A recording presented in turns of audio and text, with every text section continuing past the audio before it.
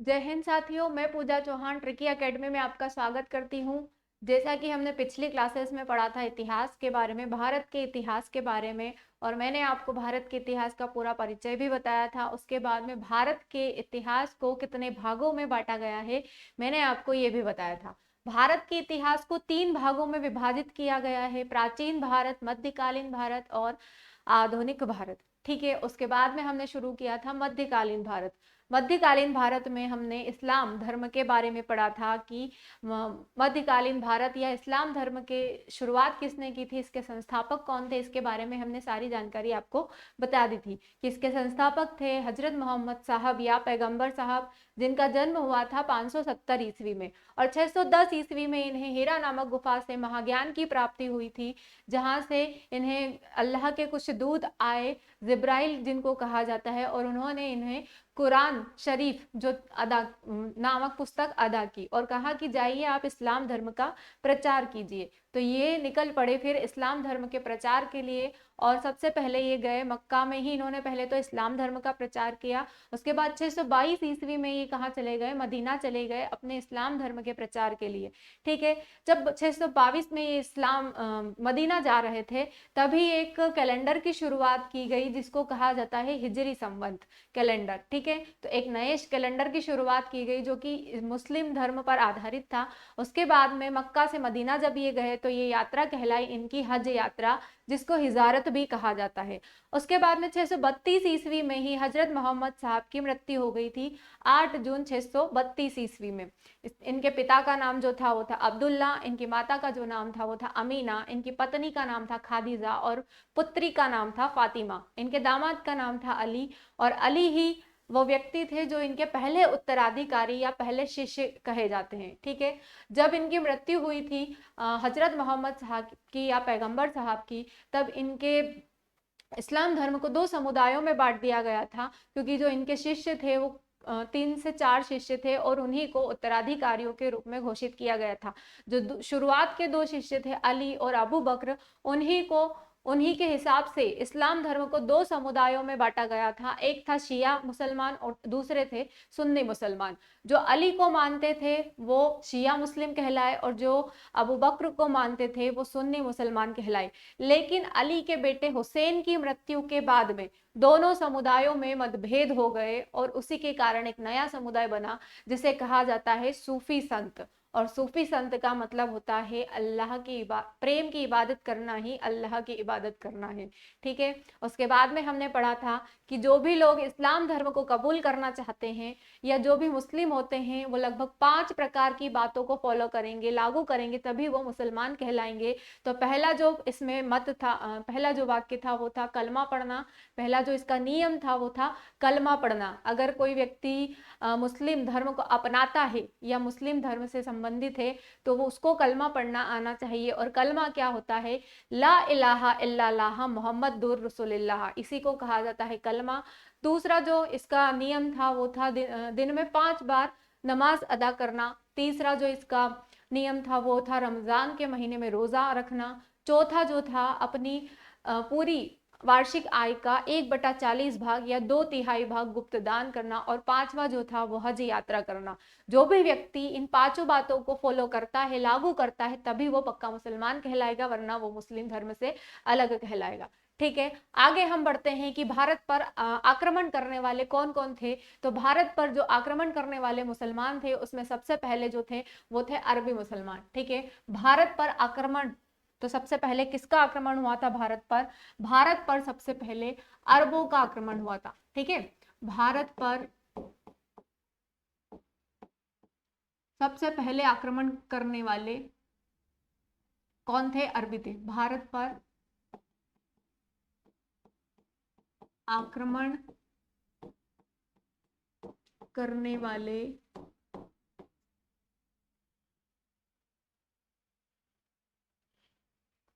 भारत पर सबसे पहले आक्रमण करने वाले अरबी थे। ठीक है, कौन थे? भारत पर सबसे पहले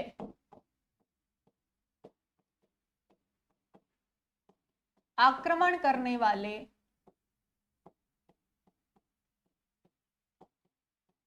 कौन थे? अरेबियन थे, अरेबियन, या जिसको अरबी लोग कहा जाता है, ठीक है, अरबी थे। तो अरबों का भारत पर आक्रमण, आपको हेडिंग क्या डालनी है, अरबों का भारत पर आक्रमण, ठीक है, अरबों का भारत पर आक्रमण। कब हुआ था अरबों का भारत पर आक्रमण? 712 से लेकर 714 ईस्वी का जो समय था वो अरबों का ही था। कैसे हुआ था हमारे भारत पर अरबों का आक्रमण? तो देखिए, भारत में होने वाले सबसे पहले जो आक्रमणकारी थे वो कौन थे? अरेबियन थे, और इन्हीं के द्वारा आक्रमण किया गया था हमारे भारत पर। और पहला आक्रमणकारी था मोहम्मद बिन कासिम, ठीक है, मोहम्मद बिन कासिम ने सबसे पहले भारत पर आक्रमण किया था। और ये कौन था इसके बारे में हम जानकारी यहाँ पर नोट करवाते हैं कि 712 से लेकर 714 ईस्वी में मोहम्मद बिन कासिम ने 2 साल तक भारत पर अपना अधिकार बनाया था, ठीक है।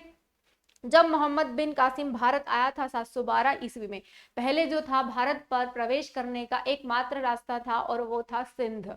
हुआ क्या था? तो देखिए, जब मोहम्मद बिन कासिम 712 में भारत आया था, या 8वीं शताब्दी में भारत आया था, तब खलीफा की जो पोस्ट हुआ करती थी, खलीफा का जो पद हुआ करता था, वो बगदाद के उमैया खलीफाओं द्वारा दिया जाता था, ठीक है।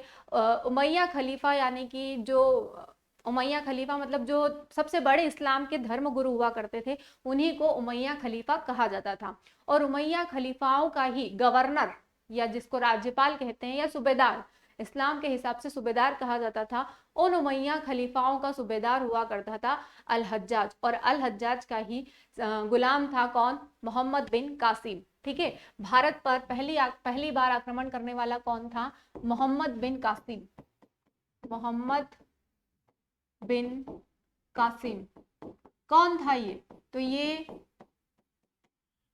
अल हज्जाज का सेनापति था, ठीक है। उमैया खलीफाओं का सूबेदार हुआ करता था अल हज्जाज, और उसी का सेनापति था कौन? मोहम्मद बिन कासिम। जब एकमात्र रास्ता था भारत में प्रवेश करने का सिंध से, और सिंध का ही राजा हुआ करता था दाहिर। दाहिर जो था ये एक हिंदू शासक था। तो हुआ क्या था कि अल हज्जाज या जितने भी अरेबियन थे, अरेबियनों का बंदरगाह हुआ करता था, जिसका नाम था, मतलब इनकी एक सिंध की राजधानी हुआ करती थी देवल, और देवल बंदरगाह पर ही व्यापार हुआ करता था।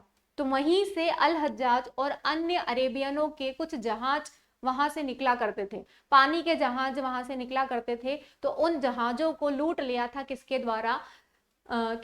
दाहिर, जो हिंदू शासक था सिंध का, उसी के द्वारा लूट लिया गया था। तो इस कारण बहुत सारे अरेबियन लोगों को इसका नुकसान हुआ, बहुत सारे अरेबियन व्यापारियों को इसका नुकसान हुआ, और बहुत सारे खलीफाओं को इसका नुकसान हुआ। तो सारे खलीफाओं ने जाकर किससे कह दिया? गवर्नर यानी कि राज्यपाल से कहा अल हज्जाज से कि जाइए और आप जाकर दाहिर को समझाइए कि वो ऐसा ना करे, हमारे जहाज ना लूटे, हम व्यापार करने आए, हम कोई आक्रमण नहीं कर रहे हैं।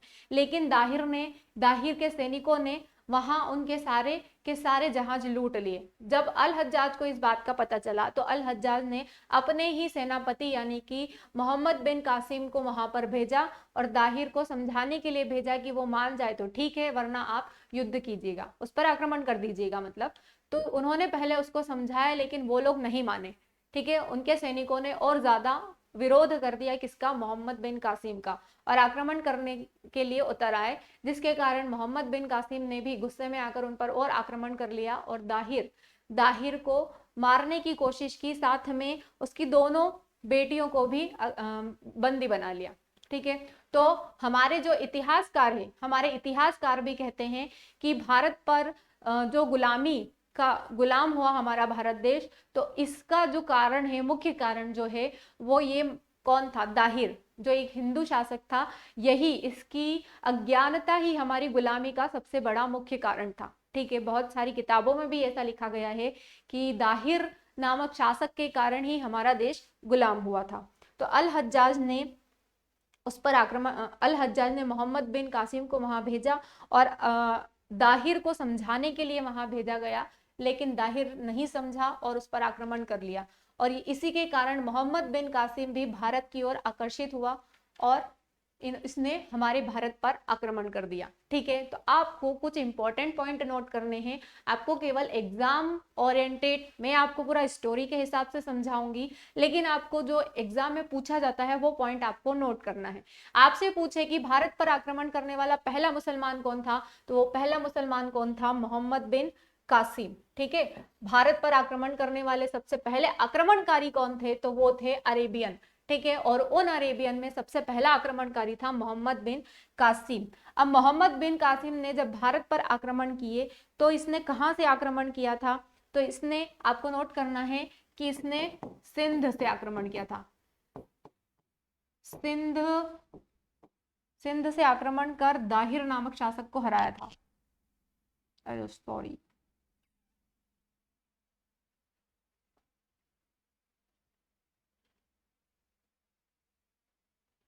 सिंध के शासक सिंध के शासक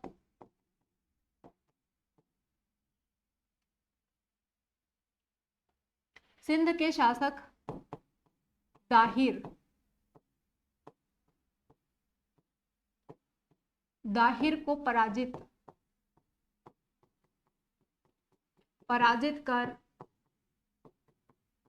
भारत पर आक्रमण किया। ठीक है, आक्रमण किया, ये इसका पहला पॉइंट था। आपसे पूछे भारत पर आक्रमण करने वाले पहले आक्रमणकारी कौन थे, तो वो थे अरेबियन। ठीक है, और भारत पर पहला आक्रमण करने वाला मुसलमान कौन था? मोहम्मद बिन कासिम। कहां से इसने आक्रमण किया था? सिंध से आक्रमण किया था। सिंध के शासक दाहिर को पराजित करके इसने भारत पर आक्रमण किया था। नेक्स्ट जो आपसे पूछा जा सकता है कि इसने कौन कौन से करों को लागू किया था, तो इसने जजिया कर शुरू किया था। ठीक है, इसने जब भारत पर आक्रमण किया था, अपना अधिकार किया था भारत पर, तो इसने जजिया कर की शुरुआत की थी। जजिया कर की शुरुआत की। किसकी शुरुआत की थी? जजिया कर की इसने शुरुआत की थी। अब जजिया कर क्या होता है? अपनी इनकम का 1/2 या 2/3 भाग जो होता है, पूरी वार्षिक आय का 1/2 या 2/3 भाग जो होता है, उसको उससे उसमें से कर वसूलना, मतलब अपनी वार्षिक आय का 1/2 या 2/3 भाग वसूलना ही क्या कहलाता है? जजिया कर कहलाता है। ठीक है, जजिया कर। लेकिन इसने क्या किया था? ये सभी से जजिया कर नहीं लिया करता था, ना ब्राह्मणों से, विधवाओं से और विकलांग लोगों से ये कभी भी जजिया कर नहीं लिया करता था। ठीक है, किन लोगों से नहीं लिया करता था? ये ब्राह्मणों से,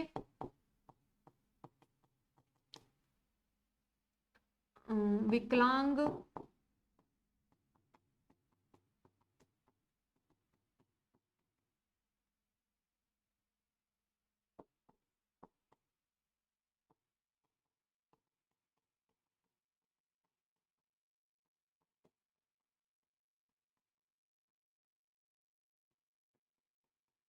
ठीक है, ये ना तो ब्राह्मणों से जजिया कर वसूलता था, ना ही विकलांग लोगों से जजिया कर वसूलता था, और ना ही गैर मुसलमानों से भी ये जजिया कर नहीं वसूलता था। गैर मुसलमान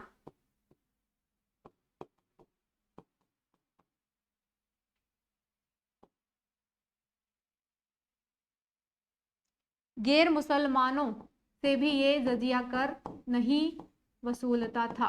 ठीक है, यहाँ पर लिख लेना, यहाँ पर नोट कर लेना इसको, कि ब्राह्मणों से, विकलांगों से, विधवाओं से या गैर मुसलमानों से ये जजिया कर नहीं वसूलता था। ये केवल मुस्लिम लोगों से ही जजिया कर वसूलता था। और जजिया कर क्या होता है?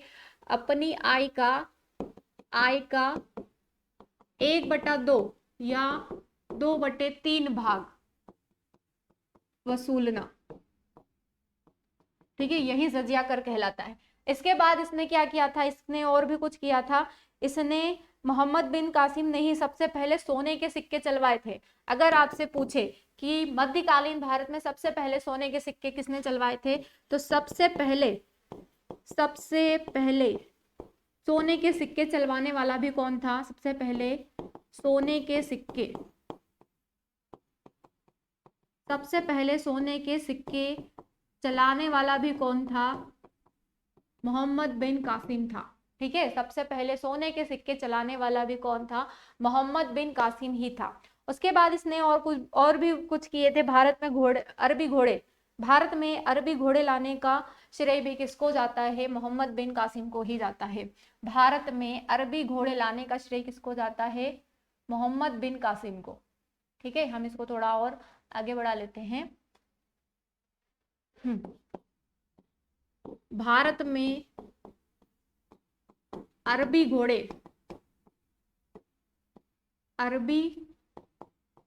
घोड़े लाने वाला कौन था?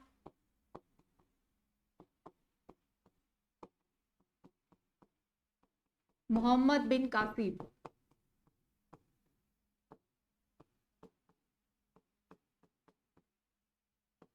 ठीक है, अरबी घोड़े लाने वाला भी कौन था? मोहम्मद बिन कासिम। भारत में खजूर की खेती भी किसके द्वारा शुरू की गई थी? अरबों के द्वारा ही। अरबों के द्वारा ही भारत में खजूर की खेती शुरू की गई। अरबों के द्वारा ही भारत में खजूर की खेती शुरू की गई। खजूर की खेती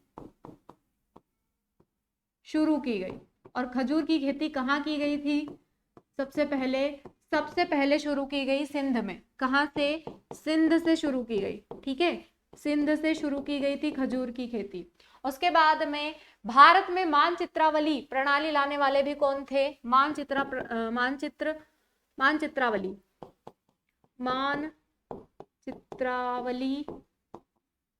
प्रणाली की शुरुआत भी किसने की? कि शुरुआत भी अरबों ने ही की। कि शुरुआत भी अरबों के द्वारा की गई। ठीक है, अरबों के द्वारा की गई। इसके साथ में इसने कुछ पुस्तकों को, जो कि किसमें लिखी गई थी? हिंदी में लिखी गई थी, उनका अनुवाद भी अरेबियन में करवाया गया। और वो दो प्रसिद्ध पुस्तकें थी, चरक संहिता और पंचतंत्र। ठीक है, इन दो पुस्तकों को ट्रांसलेट करवाया गया।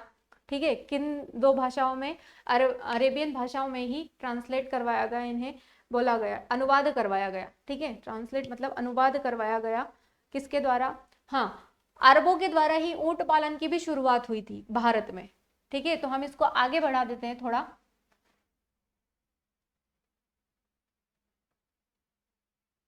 और किसकी शुरुआत की गई थी भारत में? ऊंट पालन भी किसके द्वारा शुरू किया गया? ऊंट पालन भी अरबों के द्वारा ही शुरू किया गया। अरबों के द्वारा ही शुरू किया गया।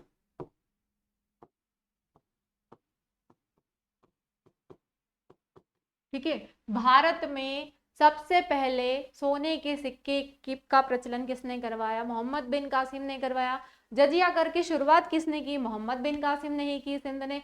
मोहम्मद बिन कासिम कहाँ से भारत पर आक्रमण करके आया था? तो ये सिंध से दाहिर नामक शासक को पराजित करके भारत में इसने एंट्री कर ली थी, भारत के अंदर आ चुका था ये। किनसे ये जजिया कर नहीं वसूलता था? तो ये ब्राह्मणों से, विकलांगों से, विधवा महिलाओं से और गैर मुसलमानों से कभी भी जजिया कर नहीं वसूलता था। उसके बाद में भारत में अरबी घोड़े लाने वाले कौन थे? तो ये जो थे अरबी ही थे। मानचित्रावली प्रणाली लाने वाले भी कौन थे? अरबी ही थे। और साथ में ऊंट पालन की शुरुआत किसने की? तो वो भी अरबों के द्वारा ही की गई। इसके साथ में इसने दो पुस्तकों का अरबी भाषा में अनुवाद करवाया गया। ठीक है, इसने चरक संहिता और पंचतंत्र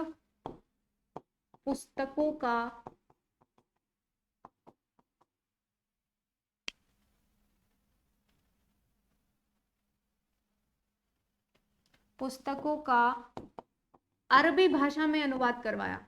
अरबी भाषा में अनुवाद करवाया। ठीक है, अनुवाद करवाया। चरक संहिता, चरक का नाम सुना ही होगा आपने। प्रथम शताब्दी में कुषाण वंश के सबसे महान राजा जो थे कनिष्क, उन्हीं के दरबार में चिकित्सक हुआ करते थे कौन? चरक। ठीक है, उन्हीं के दरबार के प्रमुख वैद्य हुआ करते थे चरक, और इन्होंने ही चरक संहिता नामक पुस्तक का निर्माण किया था। ठीक है, चरक संहिता, चरक ने ही पुस्तक बनवाई थी, चरक संहिता। पंचतंत्र जो है कुरान, कुरान के बाद सॉरी बाइबिल के बाद में जो प्रसिद्ध पुस्तक होती है, बाइबिल के बाद में जो सबसे प्रमुख पुस्तक मानी जाती है वो है पंचतंत्र। और पंचतंत्र को ही अरेबियन लोगों ने अरबी भाषा में इसका अनुवाद करवाया और पुस्तक का नाम रखा था। ठीक है, पंचतंत्र का नाम रखा था क्या? पंचतंत्र का नाम रखा था कालिला वादीमना। इस पुस्तक का नाम रखा था इन्होंने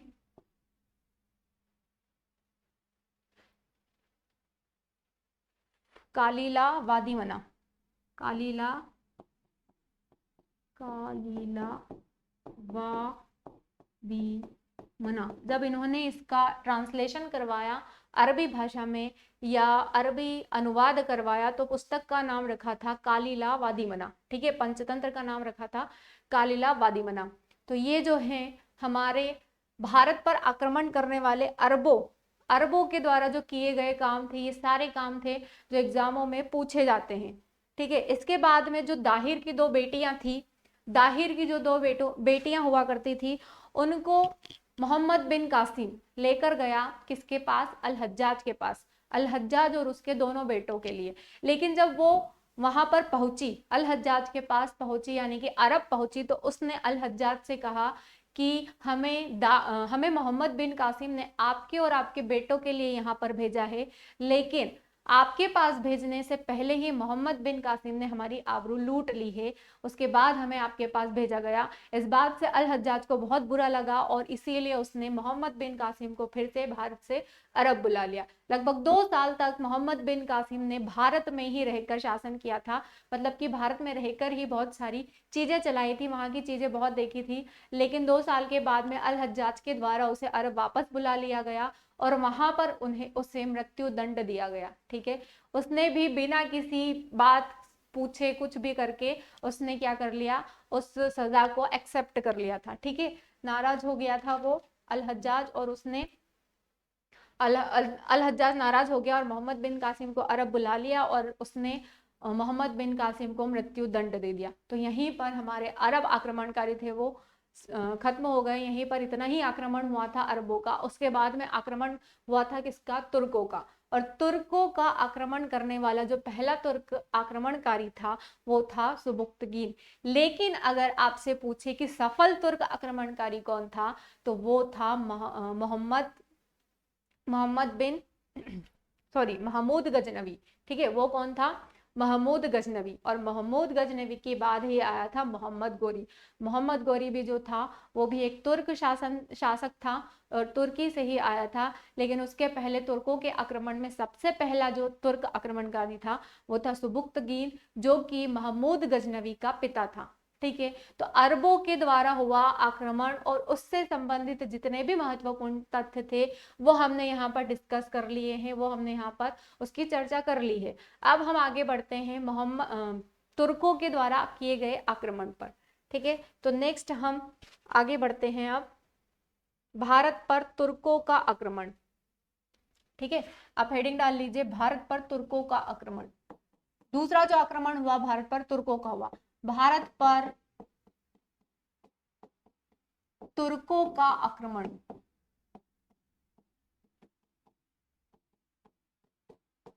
तुर्कों का आक्रमण जो हुआ था वो 1000 लगभग 1000 ईसा पूर्व से लेकर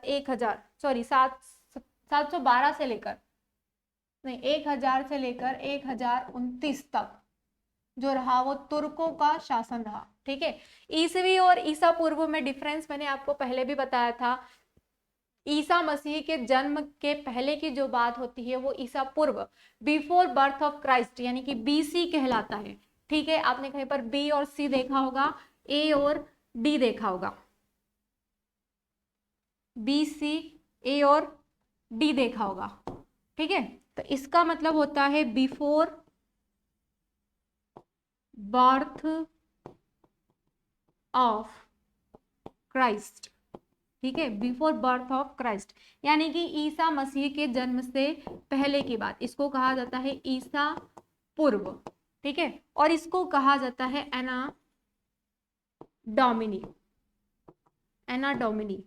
ठीक है, मतलब कि ईसवी, ईसा मसीह के जन्म से बाद की बात, ईसवी लिखते हैं या फिर ऐसे लिख देते हैं, तो ये ईसवी कहलाता है। तो ये मैंने आपको पहले ही पिछली क्लास में भी बताया था और अब भी बता रही हूँ, ये जो चलता है ये घटते क्रम में चलता है और ये जो चलता है ये बढ़ते क्रम में चलता है। जैसे कि अगर आपने लिखा है यहाँ पर 482 ईस्वी, तो ये जो आगे बढ़ेगा तो ये 300 में आ जाएगा, फिर 200 में आ जाएगा, फिर 100 में आ जाएगा।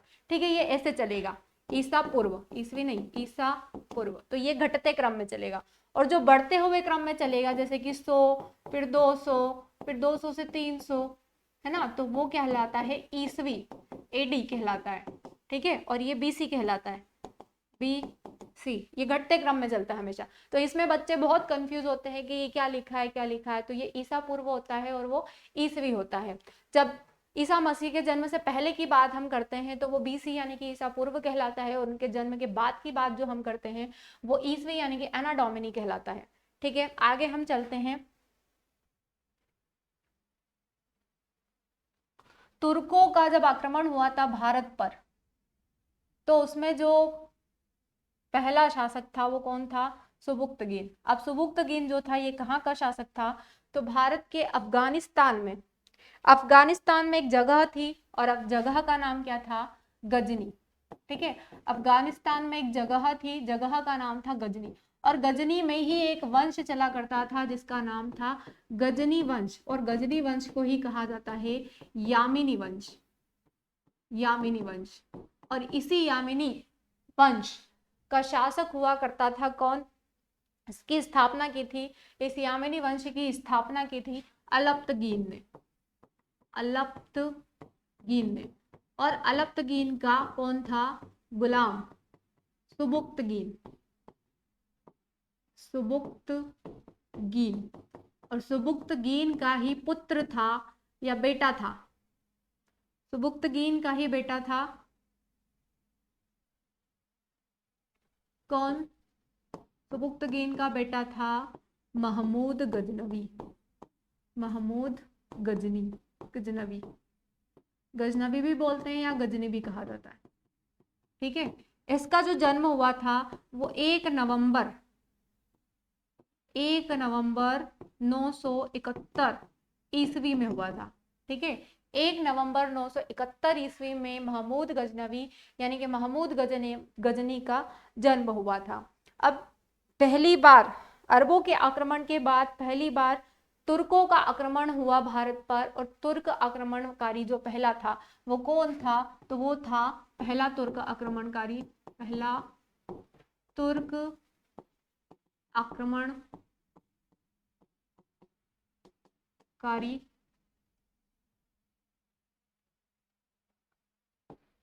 वो था सुबुक्तगीन। लेकिन अगर आपसे पूछे कि सफल तुर्क आक्रमणकारी कौन था? सफल तुर्क आक्रमणकारी वो था महमूद गजनवी। ठीक है, वो कौन था? वो था महमूद गजनवी। जैसा कि मैंने आपको बताया, भारत पर पहली बार आक्रमण करने वाले जो थे वो अरब थे, अरबी थे। उसके बाद दूसरी बार जो आक्रमण हुआ वो तुर्कों का आक्रमण हुआ भारत पर। और कब से कब तक तुर्कों का शासन चला? 1000 ईस्वी से लेकर 1029 ईस्वी का जो समय था वो तुर्कों का ही शासनकाल रहा। ठीक है, अफगानिस्तान में एक जगह थी, अफगानिस्तान, अफगानिस्तान में एक जगह थी जिसका नाम था गजनी, और गजनी में ही वंश चलता था, गजनी वंश। ठीक है, गजनी वंश यानी कि गजनी डायनेस्टी, और गजनी वंश को ही कहा जाता है यामिनी वंश। और इसकी स्थापना की थी, गजनी वंश की स्थापना की थी किसने? अलप्तगीन ने। और अलप्तगीन का ही गुलाम हुआ करता था सुबुक्तगीन, और सुबुक्तगीन का ही बेटा था महमूद गजनवी। ठीक है, महमूद गजनवी या महमूद गजनवी। आपसे अगर पूछे कि पहली बार तुर्कों का आक्रमण किसने किया था, तो पहली बार सुबुक्तगीन ने किया था। वो कई बार हमारे भारत पर आक्रमण करता था, लेकिन हर बार विफल हो जाता था, वो कभी भी सफल नहीं हो पाता था। इसीलिए आपसे कहा गया है कि पहला तुर्क आक्रमणकारी कौन था? सुबुक्तगीन था। लेकिन महमूद गजनवी ने, सुबुक्तगीन की मृत्यु के बाद में महमूद गजनवी ने जब भारत पर आक्रमण किया तो पहली ही बार में वो विजय हो गया था, सफल हो गया था। इसलिए आपसे पूछे कि सफल तुर्क आक्रमणकारी कौन था, तो वो था महमूद गजनवी। ठीक है, महमूद गजनवी। सन 998 में सुबुक्तगीन ने पेशावर पर हमला किया, और पेशावर का राजा कौन हुआ करता था? राजा हुआ करता था जयपाल। ठीक है, पेशावर में जयपाल का शासन चलता था। वो बार बार जयपाल पर आक्रमण करता था, लेकिन हर बार विफल हो जाता था, और बार बार पेशावर पर ही आक्रमण किया करता था और बार बार विफल हो जाता था। लेकिन एक बार जब उसने आखिरी बार पेशावर पर हमला किया, तब जयपाल ने किसको? सुबुक्तगीन को मृत्यु के घाट उतार दिया, मतलब कि उसकी हत्या कर दी, जिसके कारण गुस्से में आकर महमूद गजनवी ने शपथ ले ली कि अब कुछ भी हो मैं अपने पिता की मौत का बदला जरूर लूंगा। ठीक है, उन्होंने शपथ ले ली कि मैं कुछ भी हो जाए मैं अपने पिता की मृत्यु का बदला ले लूंगा, कसम खा ली उन्होंने, और हिंदुस्तान में हर साल आक्रमण करूंगा। और यही कारण था कि वो बार बार भारत पर आक्रमण करता था। ठीक है, बार बार आक्रमण करता रहता था। इसने 1000 से लेकर 1027 तक भारत पर 17 बार आक्रमण किए। ठीक है, 1000 से लेकर 1027 तक इसने भारत पर 17 बार आक्रमण किए। तो उसके बाद में जो इंपॉर्टेंट है एग्जाम के हिसाब से, वो आपको नोट करना पड़ेगा अब, जो एग्जाम में पूछा जाता है। ठीक है, 998 ईस्वी में सुबुक्तगीन की मृत्यु हो गई थी, और मृत्यु के बाद में ही उसकी मृत्यु के बाद में ही इसने कसम खा ली थी। जब सुबुक्तगीन सुबुक्तगीन शासक हुआ करता था, बगदाद का खलीफा हुआ कर, जब सुबुक्तगीन कहाँ का शासक था? गजनी वंश का शासक था। तभी महमूद गजनवी खुरासान में शासन किया करता था। बहुत ही कम उम्र में ये शासक बन गया था। खुरासान में इसको शासन करने के लिए भेज दिया गया था, और वहां से के लोगों ने इसको खुश होकर कहा कि कुछ खलीफा की उपाधि दे दी गई थी। बगदाद के खलीफा ने इन्हें अल आदिर बिल्लाह की उपाधि थी, महमूद गजनवी को अल आदिर बिल्लाह की। ठीक है, बगदाद के खलीफाओं के द्वारा महमूद गजनवी को कुछ उपाधि दी गई थी। महमूद गजनवी को उपाधि दी गई। कौन कौन सी उपाधि दी गई? 2 प्रकार की उपाधि दी गई। एक जो था उसका नाम था अल आदिर बिल्लाह, अल आदिर बिल्लाह। दूसरी जो उपाधि दी गई थी वो था उद्दौला। ठीक है, अल आदिर उद्दौला, अल आदिर उद्दौला की। ये 2 उपाधियां दी गई थी बगदाद के खलीफाओं के द्वारा महमूद गजनवी को, जब ये खुरासान का शासक हुआ करता था। सॉरी, यामीन उद्दौला, अल आदिर नहीं, यामीन उद्दौला, यामीन उद्दौला, यामीन उद्दौला की उपाधि दी गई। एक तो दी गई अल आदिर बिल्लाह की उपाधि, और दूसरी दी गई यामीन उद्दौला की उपाधि। उसके बाद में ही यामीन उल मिल्लाह भी कहा जाता है, यामीन उद्दौला को ही कहा जाता है यामीन उल मिल्लाह। ठीक है, यामीन उद्दौला या फिर यामीन उल उद मिलाह, यामीन उद मिलाह, दोनों एक ही बात होती है। तो ये उपाधियां दी गई थी बगदाद के खलीफाओं के द्वारा महमूद गजनवी को। ठीक है, उसके बाद में जब सुबुक्तगीन की मृत्यु हुई थी तो इन्होंने अपना पहला आक्रमण 1000 ईस्वी में किया था पेशावर पर, जहां का शासक कौन था? जयपाल था। ठीक है, इसने 1000 ईस्वी में 1000 ईस्वी में महमूद गजनवी ने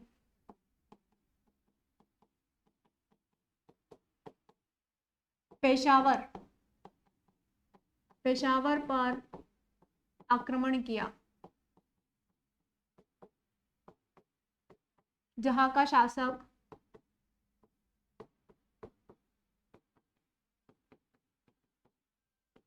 कौन था? जयपाल। ठीक है, जहां का शासक था जयपाल। और जयपाल ने ही सुबुक्तगीन की हत्या की थी, इसीलिए जयपाल पर इसने सबसे पहले आक्रमण किया था। दूसरा जो क्वेश्चन पूछा जाता है कि जब इसने पेशावर पर हमला किया था तो क्या ये सफल हो गया था? तो इसने फिर से 1000 में जब इसने आक्रमण किया था तब ये सफल नहीं हो सका था, इसलिए इसने 1001 ईस्वी में फिर से जयपाल पर आक्रमण किया। फिर से जयपाल पर आक्रमण किया, जयपाल यानी कि पेशावर पर आक्रमण किया, और इस बार जयपाल को मृत्यु के घाट उतारा था इसने। ठीक है, जयपाल पर आक्रमण कर उसे पराजित किया।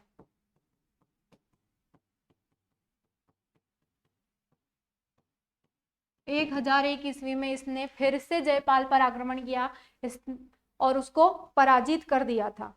ठीक है, अब 1001 में जब इसने जयपाल को पराजित किया तो उसके ऊपर ये हंसने लगा, उसको हरा दिया युद्ध में और उसके ऊपर हंसने लगा, हास्य व्यंग करने लगा, जिसके कारण जयपाल को बहुत शर्मिंदगी महसूस हुई और उसने उसी युद्ध में आग में कूदकर अपनी जान ले ली। ठीक है, इसने आत्महत्या कर ली थी जयपाल ने, ये बर्दाश्त नहीं कर पाया था ये सदमा, और कि कोई मुस्लिम आकर मुझे युद्ध में हरा दे और मुझ पर हास्य व्यंग कर दे, तो इसने आग में कूदकर अपनी जान दे दी। उसके बाद ये भारत पर बार बार आक्रमण करता रहता था, जैसे कि 1006 में इसने किस पर आक्रमण किया था? 1006 ईस्वी में इसने ये बार बार भारत पर आक्रमण करता था। नगरकोट मंदिर हिमाचल प्रदेश में इसने आक्रमण किया था। 1006 में नगरकोट मंदिर कहाँ स्थित है? हिमाचल प्रदेश। हिमाचल प्रदेश नगरकोट मंदिर पर आक्रमण किया और मंदिर को लूट लिया। इसका उद्देश्य भारत में केवल कब्जा करना नहीं था, लूटपाट करना भी था। भारत नगरकोट मंदिर पर आक्रमण किया। ठीक है, और ये सबसे ज्यादा जो धन दौलत कमाता था, ये सबसे ज्यादा मंदिरों को लूटकर ही बहुत सारे धन दौलत कमा लेता था वहां पर, और खजाना वगैरह जो भी होता था वहां पर लूट लेता था, जो भी सोने चांदी की चीजें हुआ करती थी सब लूट लेता था। उसके बाद इसने 1008 ईस्वी में जयपाल के बेटे आनंदपाल पर आक्रमण किया। जयपाल के बेटे आनंदपाल पर आक्रमण किया और उसको पराजित कर दिया।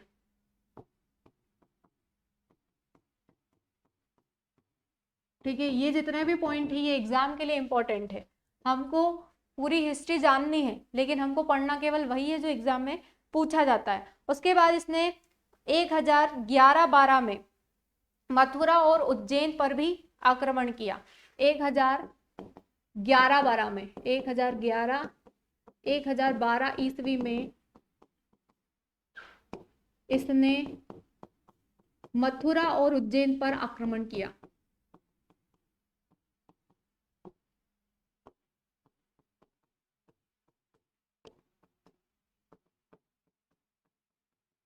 इसके बाद 1014 ईस्वी में इसने स्थानेश्वर महादेव मंदिर 1014 ईस्वी में इसने स्थानेश्वर महादेव मंदिर कहाँ स्थित है? हरियाणा।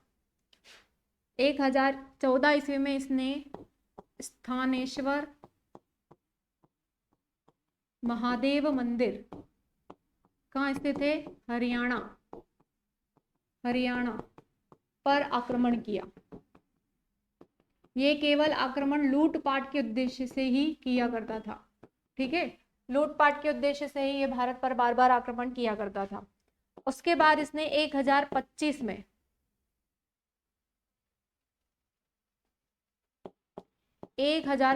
में गुजरात के सोमनाथ मंदिर पर आक्रमण किया।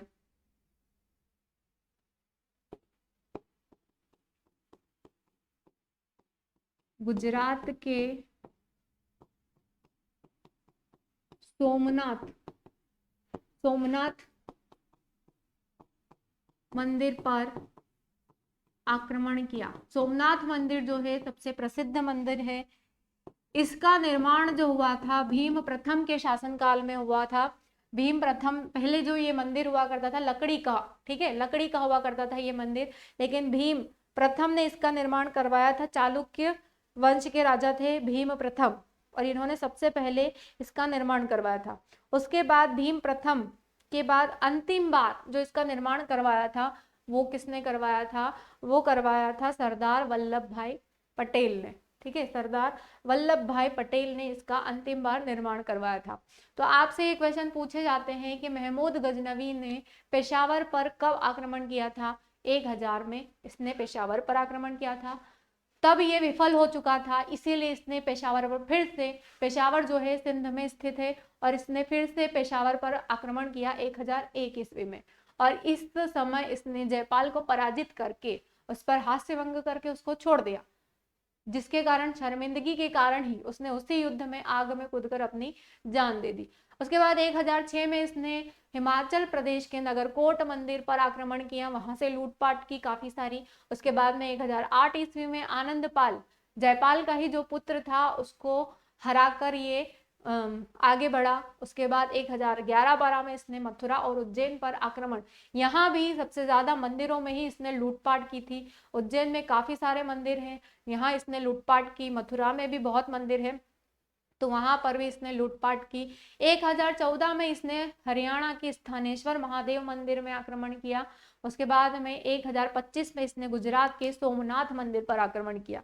पहले जो सोमनाथ का मंदिर हुआ करता था लकड़ी का, लेकिन उसके बाद में उसको सोने का बनवा दिया गया। सोने चांदी, केवल मूर्ति ही थी जो कि सोने की थी, तो वहां पर इसने झूलती हुई मूर्ति को, महादेव की मूर्ति जो थी वो झूलती हुई मूर्ति को ये चुरा कर ले गया था। उसके बाद में इसने क्या किया था? सोमनाथ मंदिर में पहले लकड़ी का दरवाजा और लकड़ी का मंदिर था, बाद में सोने का दरवाजा बन गया था। तो इसने जाटों के साथ, जाटों से युद्ध करके उस मंदिर का, अगली बार जब इसने आक्रमण किया तब जाटों के साथ युद्ध करके इस मंदिर का सोने का दरवाजा वो निकाल कर अपने साथ ले गया था। तो पूरा का पूरा लूटपाट के उद्देश्य से ही वो आक्रमण किया करता था, ठीक है। 1027 में आपसे अगर पूछा जाए कि गुजरात का जो सोमनाथ मंदिर है, तो इसका प्रथम निर्माण किसने करवाया? सोमनाथ मंदिर का प्रथम निर्माण किसने करवाया है? तो ये भीम प्रथम ने करवाया, ठीक है। किसने करवाया है? भीम प्रथम ने। और भीम प्रथम कौन थे? तो ये चालुक्य वंश के राजा थे, चालुक्य वंश के राजा, ठीक है। आपसे पूछे सोमनाथ मंदिर का अंतिम निर्माण किसने करवाया? अंतिम निर्माण जो करवाया है वो करवाया है सरदार वल्लभ भाई पटेल ने, सरदार वल्लभ भाई पटेल, ठीक है। सरदार वल्लभ भाई पटेल के द्वारा अंतिम निर्माण हुआ था। चलिए, ये सारी चीजें आपने नोट कर लिया हो, तो अब हम आगे बढ़ते हैं। मैं वैसे ही साइड में हूँ ताकि आपको सारी की सारी चीजें एकदम क्लियर दिखे, आप अच्छे से नोट्स बना सके। आगे हम चलते हैं। इसके बाद इसने 1027 में, 1027 में इसने जाटों पर आक्रमण किया।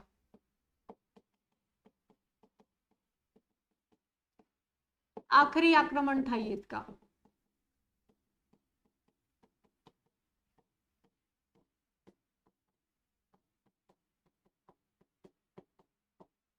जब ये सोमनाथ मंदिर में लूटपाट करने गया था, तभी इसके पहले जाट पहुंच गए। जाटों के द्वारा वो दरवाजा जो था सोमनाथ मंदिर का सोने का, वो ले जाया जा रहा था, लेकिन इसने उनका पीछा किया और ये उन जाटों के साथ भिड़ गया, और उसके साथ में इसने युद्ध किया और जाटों को पराजित कर दिया, ठीक है। जब युद्ध किया था तो जाटों को पराजित किया और कहाँ चला गया? वापस गजनी। उसके बाद में कुछ घायल हो गया था इस युद्ध में, यह दिल्ली के जाटों पर आक्रमण किया और जाटों को पराजित किया, ठीक है। जाटों को पराजित किया।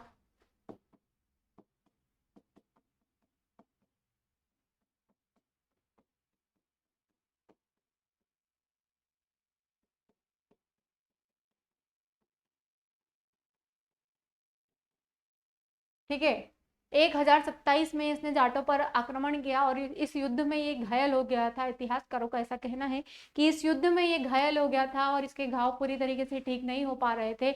इसी के कारण 1030 में इसकी मृत्यु हो गई थी। 1030 में इसकी मृत्यु हो गई थी। किसकी? महमूद गजनवी की। इसकी मृत्यु हो गई थी। ठीक है, 1030 में इसकी मृत्यु हो गई थी।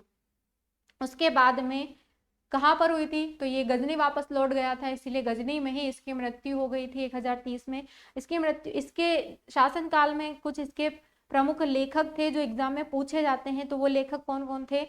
अल बरूनी थे, दरबारी, ठीक है, इनके जो प्रसिद्ध लेखक थे, इनके प्रसिद्ध लेखक महमूद गजनवी के प्रसिद्ध लेखक कौन कौन थे?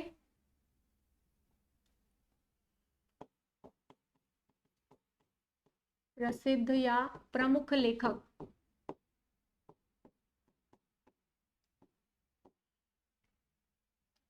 पहला जो लेखक था इनका अल बरूनी, अल बरूनी।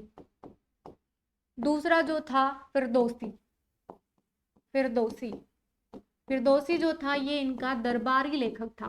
ठीक है, दरबार में बैठता था ये, इसीलिए इसको दरबारी लेखक कहा जाता था। अब अल बरूनी जो था ये इनका पसंदीदा लेखक था। अल बरूनी जो था ये पसंदीदा लेखक था।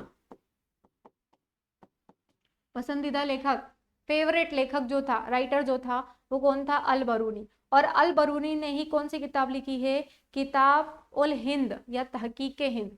किताब उल हिंद, किताब उल हिंद, जिसको तहकीक हिंद भी कहा जाता है। तहकीक ए हिंद, ठीक है, तहकीक ए हिंद। फिरदौसी। उसके बाद तीसरे जो लेखक थे वो थे उतबी। उतबी भी ही इनके दरबार का एक लेखक हुआ करता था। उतबी का जो क्वेश्चन पूछा जाता है। दूसरा दरबारी लेखक फिरदौसी था। फिरदौसी ने कौन सी पुस्तक लिखी थी? शाहनामा। ठीक है, इनके द्वारा लिखी गई किताब कौन सी थी? पुस्तकें कौन सी थी? वो थी शाहनामा। शाहनामा। उतबी के द्वारा लिखी गई चच्चनामा। चच्चनामा, शाहनामा और चच्चनामा। चच्चनामा जो है फारसी में लिखी गई है। ठीक है, फारसी पुस्तक थी लेकिन अरबियों के द्वारा लिखी गई है। ठीक है, उसके बाद में चौथे जो थे वो थे वेहाकी। वेहाकी, वेहाकी द्वारा लिखी गई पुस्तक का नाम था तारीके सुबुक्तगीन। तारीके सुबुक्तगीन, तारीके सुबुक्तगीन। इसमें बायोग्राफी थी किसकी? इसमें जीवनी थी। ठीक है, किसकी जीवनी थी? ये एक जीवनी है सुबुक्तगीन की। सुबुक्तगीन की जीवनी थी वेहाकी। उतबी जो है, उतबी के द्वारा चचनामा लिखा गया। किस भाषा में लिखा गया? फारसी में। किस भाषा में लिखी गई है ये? फारसी। बाकी जो है ये अरबी भाषा में ही लिखी गई है, सॉरी तुर्की भाषा में ही लिखी गई है। तो ये जो है ये इसके प्रसिद्ध प्रमुख दरबारी लेखक हुआ करते थे। कौन कौन? तो अल बरूनी जो थे इनके पसंदीदा लेखक थे। उसके बाद इनके दरबारी लेखक जो थे वो थे फिरदौसी। उसके बाद में उतबी, और चौथे जो थे वो थे कौन? वेहाकी। अब महमूद गजनवी जो था ये पहला मुसलमान था जिसने सुल्तान और गाजी की उपाधि धारण की थी। यहाँ पर नोट डालकर आप लिख लीजिएगा। ठीक है, नोट डालकर लिखना आप कि इसी ने सबसे पहले, महमूद गजनवी ने ही सबसे पहले सुल्तान और गाजी की उपाधि धारण की थी। यह पहला शासक था जिसने सुल्तान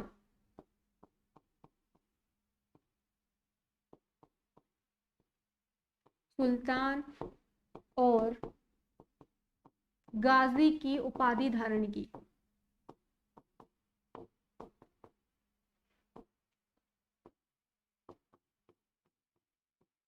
ठीक है, ये पहला सुल्तान था जिसने सुल्तान या पहला शासक था जिसने सुल्तान और गाजी की उपाधि धारण की। गाजी वो कहलाता है जो काफिरों को मारता है, और काफिरों को मारने वाला, काफिर किसे कहा जाता है? हिंदुओं को काफिर कहा जाता है। ठीक है, हिंदुओं को या गैर मुसलमानों को काफिर कहा जाता है, और काफिरों को मारने वाला ही क्या कहलाता है? गाजी कहलाता है। ठीक है, गाजी किसको कहा जाता है? काफिरों को मारने वाले को गाजी कहा जाता है। और काफिर किसे कहा जाता है? तो गैर मुसलमानों को काफिर कहा जाता है। तो आज हमने कंप्लीट किया किसके बारे में? मोहम्मद बिन कासिम के बारे में और महमूद गजनवी के बारे में।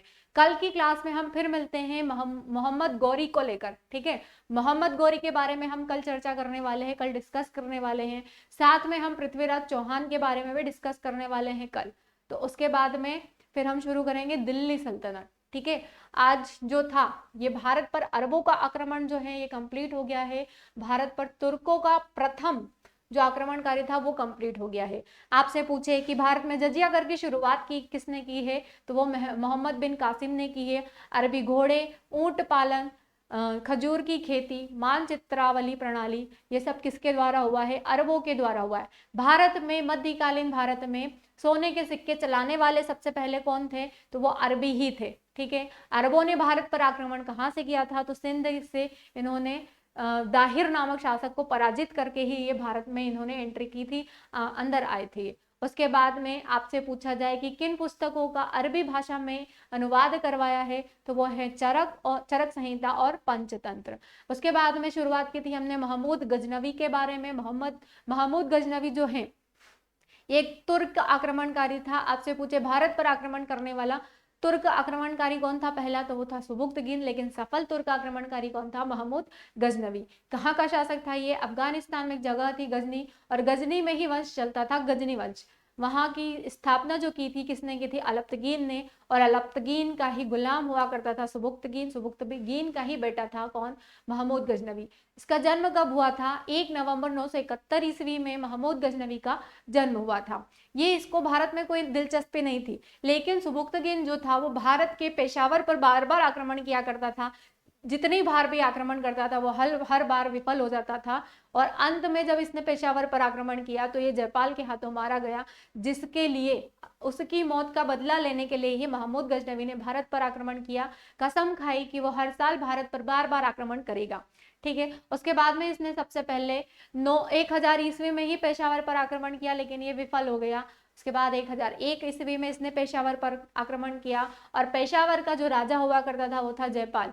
जयपाल को इसने पराजित करके, उसको हास्यभंग करके उसको छोड़ दिया, लेकिन वो ये बर्दाश्त नहीं कर पाया और उसने आग में कूदकर अपनी जान दे दी। उसके बाद में इसने 1006 में नगरकोट मंदिर हिमाचल प्रदेश पर आक्रमण किया। 1008 में आनंदपाल यानी कि जो जयपाल का बेटा था उसी पर आक्रमण करके उसको पराजित किया। 1011-12 में इसने उज्जैन और मथुरा पर आक्रमण किया। 1014 ईस्वी में इसने हरियाणा के स्थानेश्वर महादेव मंदिर पर आक्रमण किया।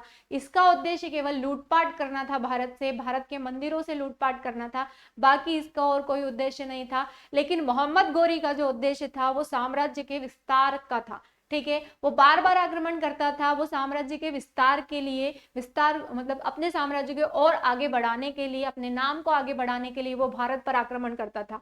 लेकिन महमूद गजनवी जो है वो केवल लूटपाट के ही हिसाब से भारत पर बार बार आक्रमण किया करता था। तो मोहम्मद गौरी के बारे में हम कल डिस्कस करेंगे, कल चर्चा करेंगे। आज की क्लास में इतना ही, फिर मिलते हैं। जय हिंद।